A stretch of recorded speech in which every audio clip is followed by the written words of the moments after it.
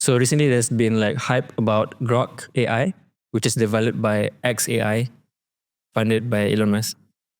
And I find it quite interesting that, okay, it's supposedly it will extract real-time information from X. So let's say you just want to ask it, hey, did you see that content yesterday posted by Mr. This guy? It will know. And yeah. And then it will respond accordingly lah. You can even ask it questions about that specific content. For instance, they did this test with a Joe Rogan video, and they asked it what was Joe Rogan wearing during the interview, and then it was able to tell lah. So maybe it's a staged event or something. Who knows? But because I tried it tadi tak boleh pun. But yeah, this topic of AI, what do you call it? A GPT? An AI model that is not following like regulation, too much regulation. I feel like it's exciting. I mean, yeah, like cue all the fake news, but like still, as a for content creator, it's exciting, you know. Really, I think so. You're saying this is similar to like Midjourney. Oh, Midjourney tak ada ni, tak ada regulation. I mean, in the terms of how it functions, like you type a prompt and then it basically gives you a AI generated image based on the prompt. It's it also works on images. Okay. But they are promoting it macam if you want to ask it, suppose they are angling it macam the competitors feel more restricted with these guidelines. They say that it's too woke. And then which part of it is woke? Like you're saying, it's Elon Musk. His ideas. If you look at the GROK team pun, understand. Yeah, they all look like this guy. Okay, I know. I mean, it's just his style of running the company again. So basically, it's an edgier version of GPT because it's trained to pick up the speech models from people on X. So including all the slang, it's meant to sound a bit more macam sarcastic, detect humor kan. Understand. So I think moving forward, a lot of AI, they want to become like this. And I think one of the reasons why it caught on very fast, the development, is because it's been copying other models, and much how like I copied this point from you just now. I mean, exactly that, you know. It's like maybe back in the day, it would take you like 6 months to create the model. But then now, because there's so many different models, that you can pick their sort of architecture design and you can just make it your own kind of thing. So it speeds up the process of creating new AI. Would you call this like a service, like a software? Meaning? Like GROK will basically become like a service, right? Like how ChatGPT is a service. So it is because you have to pay for it. Okay. Only like the premium members or something. Understand. And you are using it on the I guess to help you with better context on what's going on, because when I use GPT, I need to kind of like know what to prompt, and then I also need to do some research on my own to make the outcome sound a bit polished or human kan. But like what is being advertised for this GROK is macam you can just talk like to a normal person. It's more relevant lah, more relevant and edgy. Tapi tadi macam tak ada pun ni. It's also something new again. So it's something that is probably going through a lot of bug fixes and stuff like that as well at this point in time, I would think. But primarily what's I think different for GROK than ChatGPT for this case is that I think ChatGPT is a model that is learning. GROK is built on, you said X, which was Twitter and has been running for the past decade. So I think Twitter has a large database of conversational style input, you know, and that is something that ChatGPT is trying to learn from all these prompts and inputs, and they're trying to humanize their content, right? Whereas GROK has so much access to so much human content. It's a no-brainer. It's just creating if you own out the of platform, why not use it? Exactly. And I think about the filtering later. I mean, that's one way to go about it. And I think in this current day and age, like it's about speed as well and what you can do. And like the tool doesn't have to be the only tool. It's like now we have ChatGPT, we have DALI, we have so many of these platforms. So it's just about which one do you want to use at this point in time. Or if you're like myself, you'll probably search it here, search it at another point, and try to merge the both and maybe create something even better out of it. Yeah. You know? But I think it's scary because Grok is based off tweets, essentially. It's based off this conversational language. And Twitter, I think if any of you have been following our podcast, is also subjected to a lot of these AI bot comments and tweets. You and kind all of have to these be things. used to the platform. If you can tell what is real and what's not real, then Grok should be able to help you lah. But if you like my auntie, you fall for the scam links, then oh yeah lah, janganlah guna Grok. Yeah, you know, exactly. It's like it's just the next big thing, and everybody will jump on it. But then, what is this used for? Like, it has to have an edge over ChatGPT. Okay. If not, then I don't think Elon Musk would want to introduce something that is the same thing. You know, so I'm guessing, yeah, it's Okay, funny thing, he was actually like co-founder of the previous AI, right? So yeah lah, it's very entrepreneurial of him to do this. But okay, I'll tell Truly. you, one thing is doing good is image generation, and it looks quite real also. Like, okay, I asked it to give me a picture of a man doing a backflip in front of a mosque. And in less than 10 seconds, it gave me these 4 pictures, as you can see. wow. And then I try again, half man, half helicopter cyborg skating in front of the mosque. Again, it just missed out the helicopter part, but it's a cyborg skating in front of a mosque. You have okay, one's wearing a roller skate, one is wearing ice skate, and one has a skateboard, individual skateboard per foot. Wow. So I think, kalau Mid Journey ni, you have to wait like how many minutes. But how long do you have to wait on Mid Journey to generate us one image?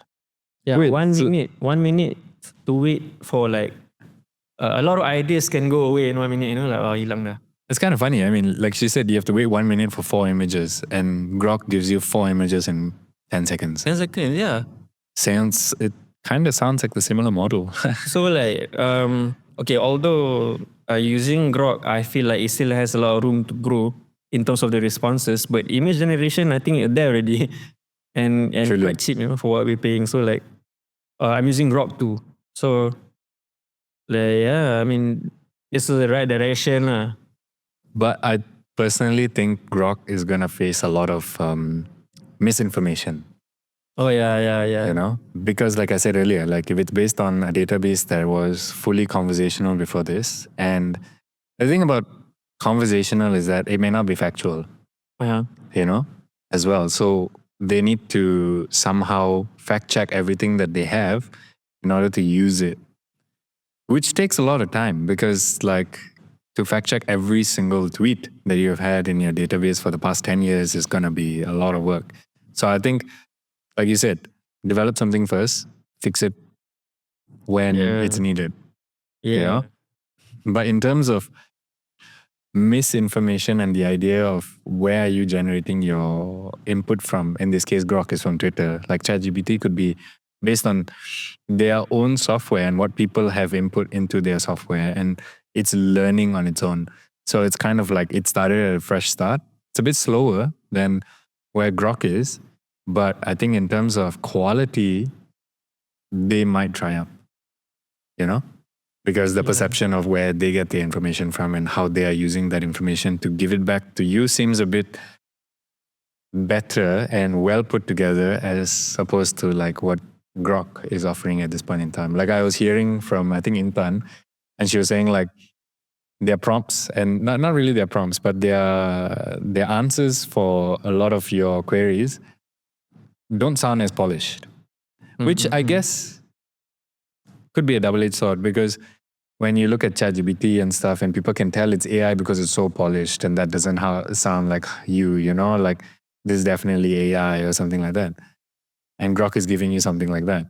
But at the end of the day, everybody's using ChatGPT as a mode of like, okay, make this sound better, make this sound more professional, or like, how do I make my point across more clear? So there might be a bigger interest in actually the other platforms, like DALL-E and ChatGPT, because they seem a bit more accurate in terms of the authority that they've had so far. Yeah, like ChatGPT helps the layman to access more professional things, whereas GROK seems to be like companies want to be more how to humanize themselves, ke apa kan?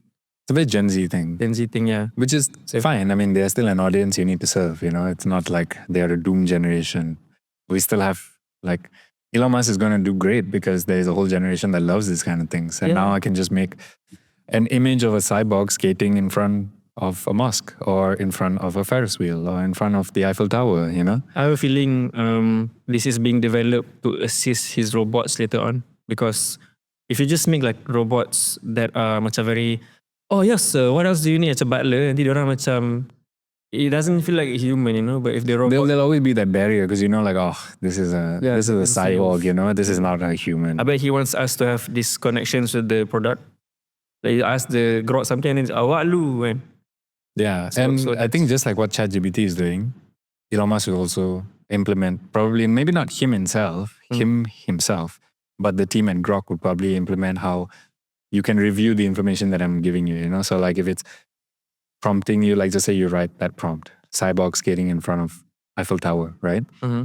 And then it gives you a cyborg, but then it forgets the skates. And then they can always add like a little disclaimer or a little section below and be like, was this accurate or was this helpful?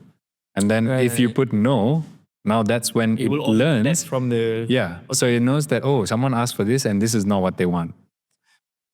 And this is a process that ChatGPT and all these other softwares and services have been implementing over time, just learning and building this sort of brain. Whereas in this case, they have a brain, but they're just rewiring it to make it make sense, I would say. That's one way that it could go about, But yeah, and I feel like having these tools as a business owner is amazing because now you can do anything. You can literally do things that you probably didn't think were possible before. I think like even yourself, you were showing me that just today, like Google rolled out their own AI image generation or AI video generation software or service. Not just video, man. You can like prompt it to create a game that you can roam a 3D world, and it's not even like they're not even using like a 3D model or anything. It's already rasterized like frame by frame. You just can control in real time. That's so cool. And I think like you were mentioning, it's probably just like a platform based. So like it can create a platform for you that you can just roam around in and maybe not as many details, but imagine, man, like it's quite detailed. It's not HDR. Yeah, imagine you just prompt like, oh, okay, prompt it in a cockpit and then have buttons that people can click to do certain things. Now imagine a business gamifying their business and maybe 3D modeling their store and turning that into a game. That now you can walk into the store, you can do little games, you can go look for different items. This is the future, guys. It's shooting themselves in the foot lah. So video game industry is like one of the biggest, and it's very big. I'm not gonna say one of the biggest, but very big. And if they make the video game creation like accessible, then like how are they gonna tap into, how they're gonna regulate the games and stuff like that, You probably just have this is a bad game, or this sucks, this is a lame game, and then there'll be another game that's like, oh, this is great, guys. But I guess now gamifying things will become a lot easier as opposed to how it was before. And you gotta get a team of developers to sort of do this for you when now Google could do it for you. I mean, what's so wrong about having professionals who know their craft create something for us rather than just let everyone do it? That's true. And I feel like quality, like you said, like you said, like quality. When you bought all the games on Steam, they're gonna, you're forced to look at. No, I mean, there's a whole team of hundreds of game developers out there who are actually tirelessly working on creating those games. But now, with Google coming out and saying like, hey, we can create platformers for you. Now this throws off the need for a lot of these people, and it maybe not so much the need for it, but more so like how much more value can The it give me? connection, the connection. Like I saw the I mean, yeah, technically you can walk around in the open game, but like what makes games interesting is how they tie in the story and the mechanics, right? Exactly. Ni macam, okay lah, let me give another example. The Spotify rap this year. Apparently it sucks. It felt a bit soulless, right? It's because they fired or they got rid of the human team in charge of that. They replaced it with AI. So that's why like all the results that you get macam prompted randomly and you got like a... Bro, they did me dirty, man. Yeah. I couldn't even post it on my Instagram because they just Yeah, did me like what is raping. this? What is a ballerina pop sun by the beach? I wouldn't... Ballerina call? Is that even a thing? I don't know. But While I'm a fan of AI making like mundane tasks easier, I don't think it should take over creative tasks. Because you can tell when the product is soulless. And maybe we need more creative people to like manage these projects. Because like again, like that Spotify rap punya example too, you can tell, okay, I cannot be mad at the AI, but definitely the person who planned this, the way it works tu macam, alah, nerd. yeah, I think it's more of the like extrinsically AI can do so many things. Yeah. But the sort of human value and the intrinsic side of it. So like, yeah, in this case of Spotify, right? They need to, or they kind of have this thing where they do a Spotify Wrapped every year. Yeah. So that's something they need to get done. They could do it by having a human team look into the numbers and create this sort of Spotify Wrap for people, or they can just commission it to an AI to, hey, this is all my data. Could you help me create a wrap for each person? And it's gonna use data and it's gonna churn out the exact product, but the quality of it is gonna be different. The like I said, like you look at your wrap, you say like, what is this? It feels like you don't even understand it. But then like when you look at your like Wrapped or Spotify Wrapped from before, like you'd be like, wow, this is kind of cool. Yeah, and it's longer. Really because they had that sort of connection. I really felt like, wow, Spotify stalked my history, Right. Dan sekarang ni, no. True. It reminds me of something I made in like college. I was multimedia design. Yeah. So the logic dia macam tu juga. Probably done by college kid or intern. Exactly. And I think right now, maybe like what we're saying about creatives, right? I think it depends on the value that person is putting on the creative. If they really value that creative, like they know like, oh, I want to make a really good video to show a bunch of people do all of these things.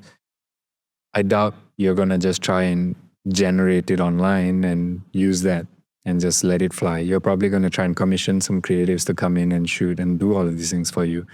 Same way with marketing. Like you can do simple marketing on a lot of these AI kind of things, but a lot of the deeper parts of this thing, like just say ads, advertising and stuff, there are AIs that can run campaigns for you. But whether you are getting the results that you want and what they are getting is probably different because they are using their own models and their own sort of risk analysis and all of these things. So at the end of the day, when we're adopting AI, we have to adopt the idea that, hey, the perfection is based on their perfection. It's not based on your perfection anymore. So with a lot of creative roles, it's hard to be like, oh, I'm a photographer and I have a project to create product photos for this brand of skincare. I'm not going to try and generate everything. I'm going to try and actually photograph and actually get good kind of images. Oh, like CGI and practical effects together. Exactly. So it's still going to be a balance, and I think the need for creatives will still be there because, like, better be. Yeah, yeah, definitely, bro. Like, I don't know, scratch that. But yeah, man, I feel like AI is expanding so like rapidly that I think it's more so how we want to use it and how we want to consume and use it.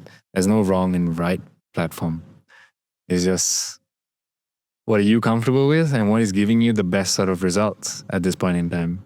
Because at the end of the day, businesses just need the info and they're doing everything on their own. They just need the deliverables and collaterals from these sites. They don't, it's not like if they didn't have ChatGPT, their business is going to tank the next day. Yeah. It's not. It's something that helps businesses, but I feel like there still needs to be that human element. So as much as you're trying to take away the human element from things, you should still retain some sort of human supervision over it. So you know that whatever you are doing is still human. More jobs for some of us, not for all of us. We just got to change the jobs. You just got to, we got to learn new things and learn how to control and like be specialists in certain things and understand things better instead of just on the surface. That's what I think. Maybe it's going to lead to a more macam, okay, you know how like adults complain, 5 minutes. or you know how like old people complain, oh, young people today, they don't really know how to live outside. They're always indoor people. So I think this should close that problem. Like you're able to interact with something close to a human without leaving your house and interact with the world, not through the keyboard, but maybe you have better avatars or some shit. And then maybe society will become back to square one. Who knows? Yeah, maybe everybody will revolt and be like anti-AI, and then that will be the time iRobot might actually become real, but I hope not. I guess you'll just have to like keep watching us and see how this thing unfolds. Exactly. And thank you again for listening to me and Amir today. If you enjoyed this podcast, please like and subscribe. And do follow us on YouTube and Spotify. And also Instagram. Thank you.